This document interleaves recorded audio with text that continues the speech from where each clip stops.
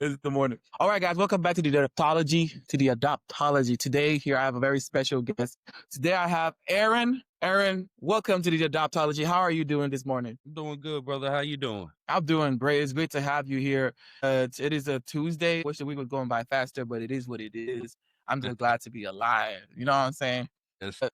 Guys, today, Aaron here has a very special story, and I can't wait for y'all to hear it. I don't want to say too much about it because he's been telling his story for so long. He's gonna say it way better for me, way better than me. So I'm just gonna let him take off and just have just share what he feels like he wants to share. But anyways, can you share your story before we start getting into this question? Oh yeah, of course. Hey everybody, my name is Aaron. I'm an adoptee first and foremost. Let's get into it, man. Thank you for having me. Yeah, just I'm here. Actually, been watching a lot of your content, but also, I have a podcast with my brother. But we'll get into that. So let's go ahead Oh and yeah. dive. Okay. Sure. So Aaron, what do you remember about your adoption story?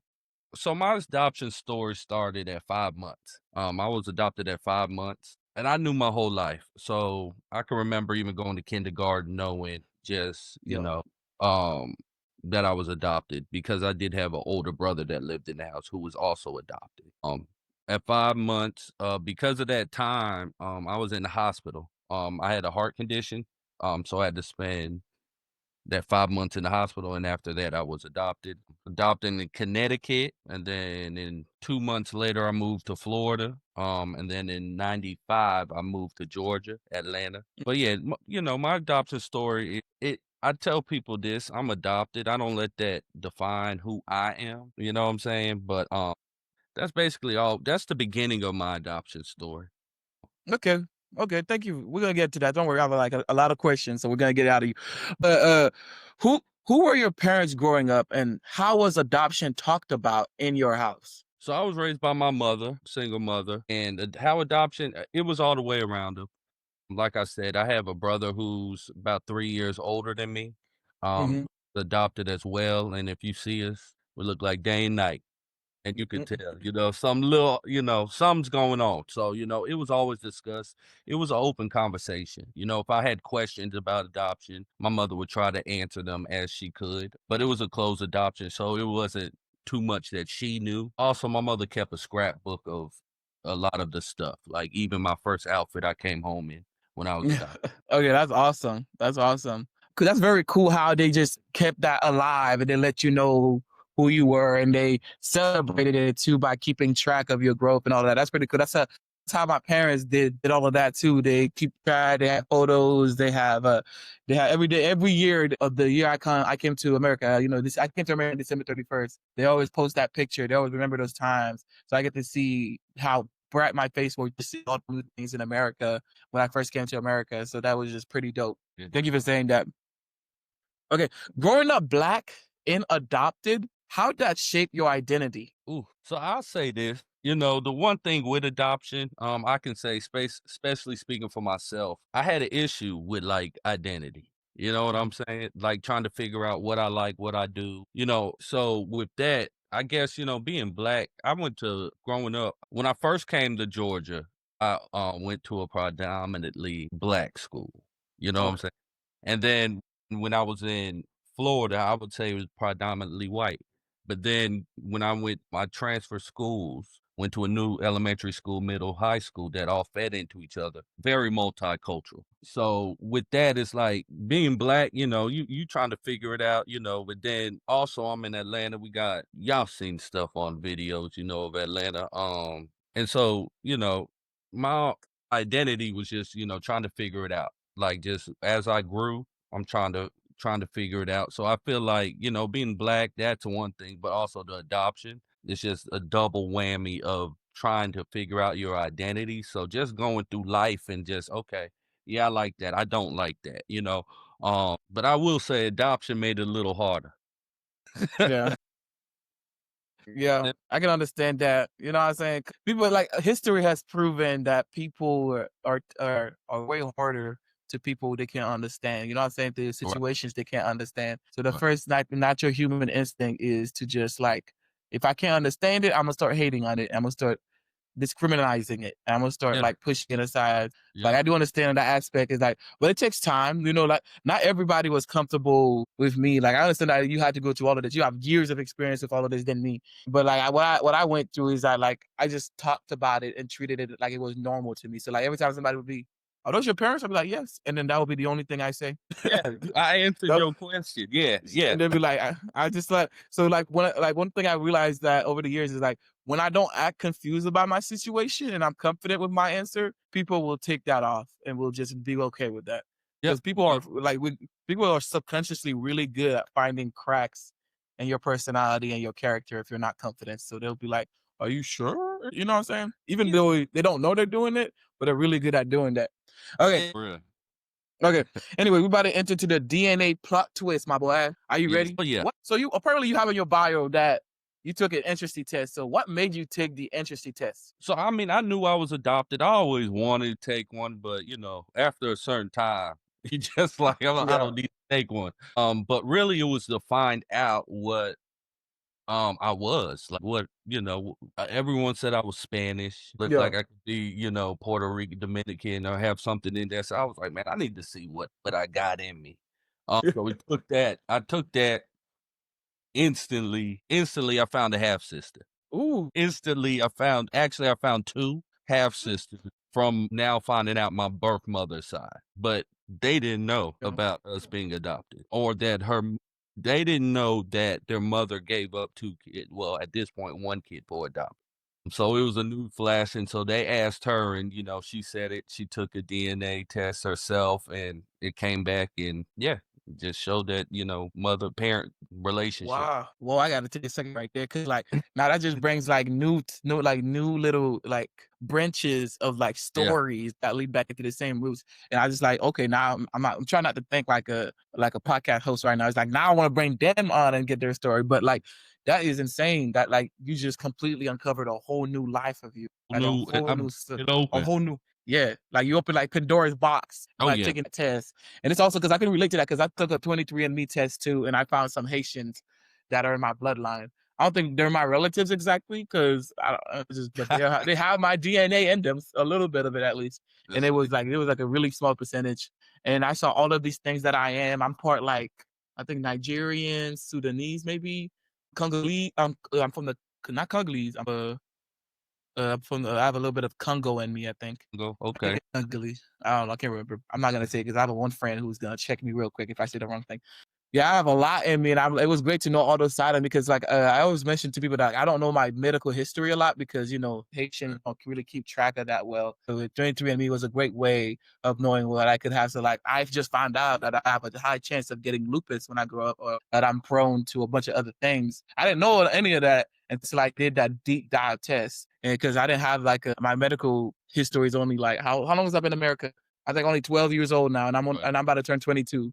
So I don't Uh, have like a big track, like a big history of it. So it was great to do that. Okay, next one. Take us back to that moment. When did you realize that you had a brother? Like, what was the feeling? What was that all about? oh man, a year later, an exact year later. Well, a year and like 2 months. That's when my brother took his DNA test, and since it's on Ancestry, it's gonna pop, and it says, "Oh, a new relationship." You'll get an email every time someone does it, and it just says "new relationship." So a year later, he pops up on my Ancestry, and it says "sibling." Not Yeah. even like a relative, because like sometimes on this app they just be like close relative, but it No, just says sibling. it says sibling, full That's blood, huge. like damn near That's huge. full blooded. And so one thing my mother did tell me I had an older brother. She knew that much. She would say, "You have an older brother. He's like a year older than you," something like that. So, but again, at a certain age, I stopped asking those questions because I'm like, "Oh man, I'm on with my life." But then, I took it. Yeah, He popped up, man. It was a good feeling. Like yeah. I had been talking to my half sister, but then I think what happened was she texted me and she would just be like, It's all good. Keep talking. It's all good. As long as I can hear you. "Oh yeah." So There we go. she just texted and she was like, "Oh, we got another one." That's all the text said. Oh, okay. So this is crazy. So to spin off of that is like, how did you first connect with him? What were the combos like?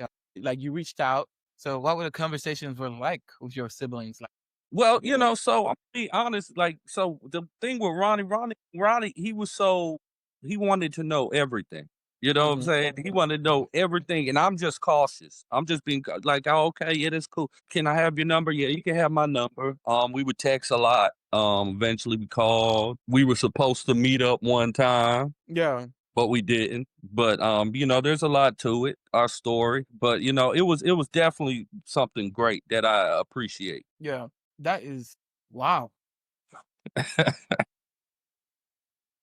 Cause like me, I can understand it. Yeah. I can understand it differently from a like a kids my age and under's point of view. But like it's really hard to grasp around people who's been leaving. Like I don't know how old are you, Aaron? If you don't mind me asking. I'm 36. Yeah, you're 36, so that means you were like 31 when you figured that out, right? Around that age. Yep, 30, 31. Huh? So like you're living your 31 years of your life not knowing this at all. Like for me, like it would be easier to understand because like I've been known all my siblings and I'm really young, so like I know there's gonna be a lot of stuff I don't know. But like by the age of 25, you're very sure about your life and what's in it. Like and then you Right. walking where you want to go. You know what I'm saying? You never expect like a lost family from like to come out of nowhere. So it is really cool to just think about, wow, like imagine if I was 35 just finding out I'm adopted, how much would that like change everything and how much would I take that change? So that's just I'm gonna dive in deeper into that. But yeah, thank you for saying that.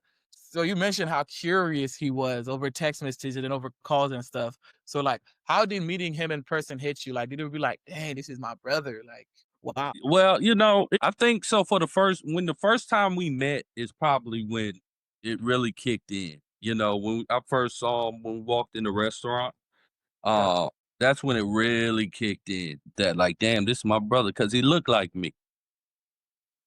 exactly. Well, yeah, because that's what everybody says. I mean, we Yeah, think we look like we could be cousins or something, but everyone thinks we look like y'all are twins. yeah. So yeah, when we first actually met in person, it was almost like, okay, this is a real person and we got a real situation. Oh Uh, yeah. but yeah, man, but you know what? It's definitely been nothing but a blessing. I'll say that. Like I'll say, like sometimes your relationships with the people you find during adoption aren't what you dream of them to be. But the one that I do have with him, it's like it's a genuine relationship. He tried to big brother me all the time, but I told him it's too late for that. It's too late for that. Yes, Wow. Wait, so Ronnie's older? yeah. Ronnie's older than me. He a year older than me. Oh yeah, that's fun right there. That's really fun. Okay, so this last question, the DNA plot twist. What did your adopted family think when you shared the news that you have siblings out there? I'm gonna be honest. I was scared to tell him. I was not my mother is a little older, so I was definitely not scared. I would say I don't think scared is the word, but I was hesitant, I would say, to tell him, especially because my brother. I didn't want my brother to think like, man, he's not gonna remember. He's not gonna think of me as his brother anymore. So that's all that was going through my head. But when I actually told them, they were just like, man, this is cool. Oh, that's cool. Oh, I'm glad you found him. Oh, what does he look like? They start asking questions. So it was actually, I made it out to be more than it was gonna be. But they were very supportive, very supportive. Yeah. That's awesome. That's like a lot more to dive in deeper than that. It's just amazing to think about because that also dives into the culture you were raised in to be welcoming of everybody. Like, well, obviously, your whole life story is the testament to the fact that your family is welcoming.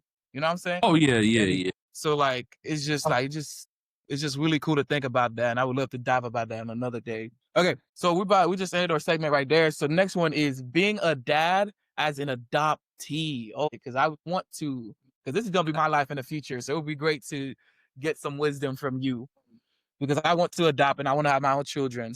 You've got a 17-year-old daughter you mentioned. How Yeah. has it been? How has it being adopted shaped your parenting? It's been hard. I will say there were moments where I wasn't the best father. I mean, Mhm. it's taken me a lot of years, but I can finally admit that. But It's also very beautiful too, because you actually see somebody that comes from you, I mean. And a lot of adoptees have like this abandonment, or it's hard for them to love, or hard for them to have that connection with people.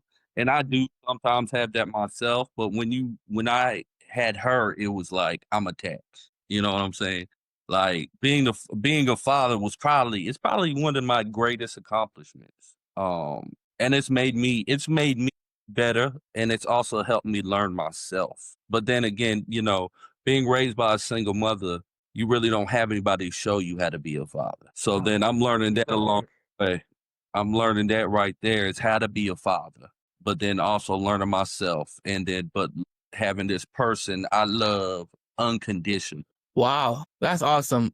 Like I remember we were having our meeting earlier. A lot of people don't know, but we had a meeting before you get because we had this whole segment thing. When you guys said something, so you guys said something in that meeting that did not hit me until what you just said right there. You guys said there's not a lot of big publication things or like news outlets or movies or shows about black adoptees. Right. And I'm Right. like, wait, he's right. This is different. Cause like, we hear the story about, black fathers abandoning their kids all the time. You know what I'm saying? Right. And we hear that people, and then we hear about, newer generations trying to break the cycle and then being there for them. But you coming in with a whole different perspective that you were adopted and then you didn't have a father. And now you're trying to pass knowledge to somebody else. And that's just like a whole new way of thinking about it. It's like your whole life stems from not even having the foundation of two parents. Correct. And then just to come around and try to teach, it's just to come around to parenting. It's just like really cool in a whole perspective. So I want to say thank you for saying that, and then for giving me now I have like a more of a determination to get the story out there and to get Yeah. out there the right way. Yes, So sir. just a really cool story. So like, do you talk to her, your daughter, about your adoption and reunion story with your siblings? So the funny story is, Aubrey and Ronnie, they like, man, he uncle. He You uncle. up? Yeah. So, she really in the beginning she asked a lot of questions, but now she's like me though. She's like going with the flow, going with life. If my daddy loves it, I love it. So when she'll ask questions along the way, like when Ronnie, I, and her are together, she'll ask us like, "Have you met them? How were they?" You know, but we're very open. I'm very open. So Yeah. she knows she can come to me and talk to me about anything, ask me anything. We text all the time, all the time. So yeah, man, I'm just open. I'm open with her. So, and she knows when a question does arise, she can come and ask me, and she has in the past. Yeah, that's awesome. Like like I always tell people when people ask you questions, that means they're invested and they're ready to hear your story. No matter Right. how stupid or how like intellectual the question is, the fact that they can form like deep question in any way in their head is like they're ready to receive what you have to say. And it's always so cool that like she wants to know and she wants to be a part of that. And I think that's really cool. Oh yeah, she does. Because she also wants to know like where she comes from, her DNA, and all of that. She had to do a project. She did it. She had to do a project on her lineage, and so she just did one on me and Ronnie. Oh yeah, that's awesome right there. I love that. That's There you really awesome. I would give it A+ to that. Okay, so like now we go back to parenting and then breaking cycles. So this question I have in this the last part of the segment is any cycles you've tried to break or lessons you hope she carries forward? Ooh, that's a good one. As far as lessons that she takes forward, just I've been told, and also something that I like to acknowledge, that I have a big heart. I hope she Hmm. keeps it. I hope she, no matter what, keep the big heart that I passed on to you. Some of the other foolishness I did in high school, you could skip, but Yeah. definitely keep the big heart. Any that I hope she breaks. I want to see her be. I didn't go to college, but I would love to see her get her degree. Yeah. That's That's awesome. so I would say that that's one that I want her to break, is not having a college diploma. Break it. Wow. That's even awesome because like I'm the first person in my whole family in Haiti to go to a university of any shape like this. It's just especially at something in America. And it's just It's just very cool. I understand where you're coming from with that. It's just like it's gonna be a whole thing when she sets that, and then she builds off of that, and then she's gonna Yeah, bring it to her future kids and whoever she's around. It's just amazing to think about. That's really cool. right. Yes, sir. Okay, so we got to enter into our real talk plus reflection segment. Are you ready? Oh, man, yeah, I'm always ready. Let's get it. Let's get it. What's something adoption taught you the hard way? Ooh, okay. That blood doesn't make you family, and I'm sure a lot of people could, who've gone on an adoption journey can attest to that. That blood doesn't make you family. The loyalty, the respect, the genuine love makes people family. And yeah, I had to learn that the hard way. Just talking to ones I've connected with through ancestry and learning that what, hey, I'm 30 at this age and I don't have to deal with it, and just because we're related don't mean we're related. Yeah. Yeah, that's awesome. Yeah, I couldn't put that any better myself. That's really cool. And it's just, wow, that's awesome. What's something you wish people understood about being adopted? Oh man, so we talked about it a little earlier. Just that be patient with us because we don't even know, like you said earlier, our medical history. Unless you take ancestry or you do all of that, you don't know what runs in your family. And then you'll talk to your birth parents and find out, oh, this runs in your family. Why do I have? Why? And then it's just because of, oh, it runs in my family. But also, yeah, just understand that we go through a lot and we come in every different shape, size, and from everywhere, from foster homes to just adoption. But you got to be patient with us. We're trying to figure ourselves out along with figuring everyone else out. So yeah, Yeah. that's Yeah, one thing one pattern that I've always like see, because this is not just keep speaking from my personality, is that most adopted people I meet, or at least a good 99% of them, are very, very open-minded people. And that stems right. from their situation. So like, because they spent a big period of their life trying to figure themselves out and not knowing anything, it's so easy for them to understand that people are going through the same things too, regardless of being adopted or not. So it's so easy to put themselves in their shoes because we spent most of our lives trying to figure out what's wrong with us and where we came from and who we are. So it's easier for us to be more open minded.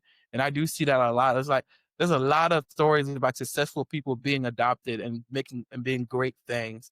And it's just because we have an open mind and we're Oh yeah. still figuring out because like we can't be satisfied with knowing if we don't know ourselves, and we're always figuring out ourselves. So it's just like a whole thing. Oh yeah, man. Always. It's always like I tell everyone I try to learn something new every day, whether it be Mm. about myself or just anything out there. I just want to learn something. Like, oh man, I didn't know I liked. I've just started eating tomatoes probably 5, 6 years ago. But just learning stuff about myself. But that takes experience. That's the best way and the only way we learn about ourselves really is just by experiences. Wow, yeah, that's awesome. So this last one in this real talk plus reflection segment is: how do you define family now after everything you just learned? I define family as just people who the genuinely love you, who want to see you succeed, who want to see the best out of you, but also support. So like a support circle. Most of my friends I consider family. If you're a friend at this point, then that might mean we work together. You're a step above acquaintance. But if I've known you when you've been in my life and we started out as friends at this point, we're family.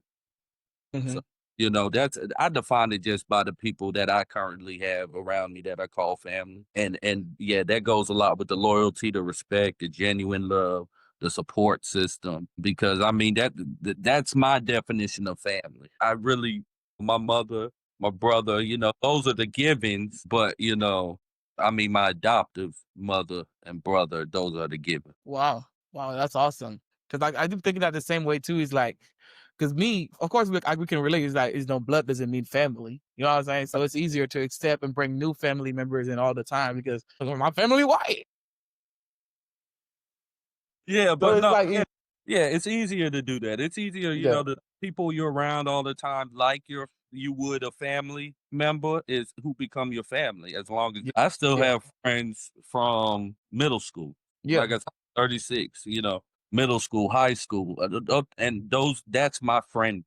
it's only like 3 or 4 of us, but, you know, a 20-year relationship is what makes you family, and just all those Yeah. other. Yeah, like I also take that too. It's like it's the choice that makes you a family. It's the people that decide to show up for you every day and talk to you every day and ask you how you're doing every day. Those are the people, because I have a best friend. Me and him fight all the time.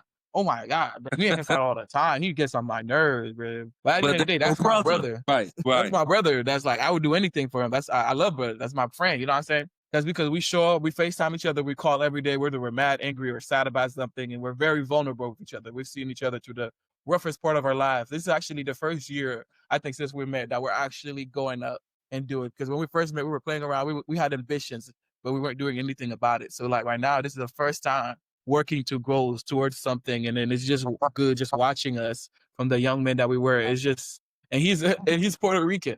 I call him Mexican just to make fun of him. He's Puerto Oh, Rican. He no. has a whole different. He does not look anything like me. No, if everybody looked at us as first grade, they would never expect us to be best friends. It was like it's like watching a Rush Hour movie, but it's a Hispanic and a Haitian. You know what I'm saying? It's a Puerto Rican and a Haitian.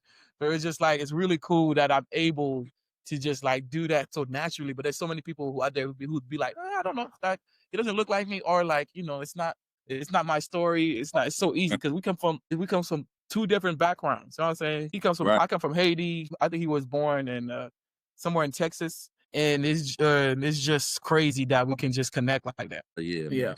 Most of my friends are Vietnamese. Wow, that's crazy. I was not expecting that, but that's crazy. But yeah, it's awesome. That's like a very awesome and like it's a blessing. It's an honor not few people have, and I just appreciate it every day. The more I learn about it, the more I come to terms with it. It's like, wow, I can do that. Because like when I'm on social media, I have people all over the world who watches my video. And then the other day, one of my fans hit me up. Nowadays I've been spending a lot of time communicating with my fans, and one of them said, "Hey, you got a friend from Israel?" I'm like, "Huh? Israel? We love you from Israel. So there's more of y'all." And I got friends from Australia. Another funny story is that my parents were in Australia. They got recognized by some random people in Australia. I'm like, wow, that's how far we reach. That's how far we connect. And I have my audience spans every race, every continent, every ethnicity, and it's just so cool. It's just the only reason I'm able to do that is because I'm me, and it's because of my story. It's just very awesome thing to do, and I really do thank God for it every day. Yeah, man. Okay, so we just actually ended our actual session for the everything. So we're gonna enter into a little lightning round because I noticed you put a lot of personal information there. So we're gonna give you some time to talk about it. You know what I'm saying? So like you put in there, you love football. Did I also hear that you were a coach too? No, man. I love Or I played a little semi-pro football. you play? Oh I yeah, did. we gotta talk about that. So which Yeah, I team? played, so it was a little local team called the Georgia Panthers. Yeah, that was light years ago. That was at least 10 years ago when I was in good shape. But yeah, I did Good. wide You were receiver. right. You were right. I was just about to ask. You were a wide receiver. Oh my God, that's awesome. I was a running back and a defensive tackle growing up, and Huh? it's really cool. Like because I played football for like 7, 8 years of my life, and then you play football. It's really cool to connect on that. So like, who's your team that you watch right now? Like, do you have any team in the NFL that you watch, or Canadian League or XFL, or like the new ones? All right, so I would say this. My NFL team is the Atlanta Falcons, but my Oh, all okay, makes sense. favorite team, I'm a Florida Gator. Florida Gator college. Yeah, college. I like college more than NFL. I will say And that. honestly, I will say that I agree with you. I feel like as of the last like since NIL and like the few years before that, that's when the shift towards more people liking college ball more Football. than football. Because I think that what changed the perspective for people is the fact that these athletes needed to be being paid. Right. And nobody loves, everybody just love nurturing young men and people to do sports. I feel like that shift, like I think it started like 5 years ago now, that Mm-hmm. people are starting to appreciate college football way more than the NFL. And it's like I don't even know what it's gonna look like in the next 4 years because I noticed that shift is like, okay, I see a lot more people, especially in my own community, more excited about college football than NFL. Because like when I Yeah, it's first the got to America, because when I first got to NFL, I mean in America, I just heard mostly NFL. And then like a few years later, I heard more and more and more college football. I've been to way more college football games than I've been to NFL games. And it's insane. I've watched way more college football than I ever watched NFL. It's just yeah, we're gonna have another podcast just talking about all of that kind of stuff, but that's just really cool though. So like you like soul music, right? So like you like I all like type of music. You like all type of music. You like every genre. That's me too. And what song hits you in your soul every time? Like what specific song or genre that just always gets you in a good mood? You know what I'm saying? Because music is Yeah, everything. Music is rhythm. You know what I'm saying? yeah, oh yeah. So I mean, again, I listen to everything from Taylor Swift to Ooh, me too. A or lot of people don't know that, but me too. no, I listen to Oh, like yeah, y'all tripping. Y'all tripping. her I have a pen whole playlist. her pen game is crazy. I'm telling people. Yeah, crazy. I like Morgan Wallen. I like everything, man. But my Mhm. favorite, like what I listen to when I want to just be in a nice headspace and cool and chilling. Some 90s R&B, some 90s Mm. and 2000 hip hop. I gotta go old, go back, but 90s and 2000 R&B, what I like to listen to, man. But I listen to everything. You know what? I'm glad we did this because this is just opening new ideas. Because I have this one personal podcast because I have the mesh for serious stuff and I have the adoptology for serious. And really unplug is just to dive into my life and everything I like, my hobbies and the stuff I Right. want to do in life. So like I would love to have you on that talk show with my sister and I and just talk about all of our favorite things and all the things we like, all the way we grew up, the culture and everything. It's great because my sister spent the last 11 or 12 years being immersed in Black culture. So it's just really cool to have her perspective and all of that and it's just the stuff that we like. And she listens to almost everything I listen to, from rap, R&B. She got all of that from me. Yeah, yeah. And then, All of you my rub stuff off to you, but yeah. but I'm open, man. You put it Oh on there. yeah, I like yeah. good music. But that's what the people say, what kind of music? I like good music. That and I good love music. good. Is that because I always tell people I don't like country songs, but there are a lot of country songs I do like. I was about to say, you better just admit. Exactly. Yeah, there's a lot of country songs I do like because I always catch myself saying them. Like, you know what I'm saying? So I'm like, I like the good ones. Not all of it, but I like the good ones. Yeah, Yeah. it can't be too country, but it gotta, But it it can't. You know what I'm sound saying? got a good I story. get what you're saying. Okay. This last one in this lightning round is if you could say anything to 5-month-old Aaron, what would it be? Cause I Every gotta think from this yeah. Cause I gotta think from this perspective. Like you talked to your daughter when she was like barely could even think. So mm, like this is no different from talking to because that's how she learned. Those words, even though you didn't think she was getting, but those words are being built up in her little brain. So right, like what right. would you say to your 5-month-old baby Aaron? It's gonna be a lot of pain, it's gonna be a lot of suffering, but you will Mm, succeed, you will strive, you will be successful in life. Just hang in there, just never give up, keep fighting, big having that big heart that we talked about, and just keep being authentic and being you. And whoever you is, you will eventually figure it out. But yeah, man, just enjoy the ride, but know there will be a lot of pain. wow. That's awesome. I hope hey, say that to your baby right now. Okay, so I have this I little mean, boat next. What'd you say? Yeah, keep going. I was gonna say, yeah, man. Like with my daughter, I have these. Those are the conversations with Yeah. her. So, like, it's just I can share my experiences with her that I mean that she's going through and be like, hey man, don't this is what I did in high. I'll tell you what I did in high school. And look, it wasn't the best decision. Fun, but be safe. If you ever need me, call me. Don't matter what time of night. Mhm. I won't be mad at those are the conversations I have with her. Yeah, like one thing I've noticed growing up is like it's way easier for me to make the mistakes and learn the lessons that I have because I have my parents to always fall back on and rely on and grow with. You know what I'm saying? Because I can't really fathom like making a mistake and having nobody around to explain to you what you did wrong or like to guide you into a better situation. Because like, yes, you're right. Kids should be making mistakes. That's the only way we're gonna learn. Everybody learns that way. But like having nobody to go back to or mentor or parent to just be like, oh, so I did this, so what do I do? What do I do next? So and it's Yeah. just nice to have that wisdom. So I go to my parents and talk to them all the time, or I tell them the next step of the stuff I'm gonna do in my life. And it's just always great. Sometimes for a while it was just like just talking out of my butt because I was actually gonna do it. But nowadays it starts becoming more and more real. And Yeah. it was great to always have them guide me because they always treated it as I'm gonna do it, even if I was serious about it or not. They always said, okay, do it. And then they kept me accountable. And then it's just been great to have that in my life. So if you like anybody, if you don't have like a parent or like anybody you can come to, find a mentor, whether it's online or whether it's your teacher that's in the field or that's in the going through the same things that you. I promise you, a lot of people can relate to you. a lot of people. Everybody can relate to you. So Oh just yeah. find that person. Yeah. It's great. Thank you. Yes, sir. Okay, this bold next segment this is the last segment. Last question. There's only one there. Okay. I got you. So I'm ready. all this is just for this is more of a like you're gonna this is just guide to people out there.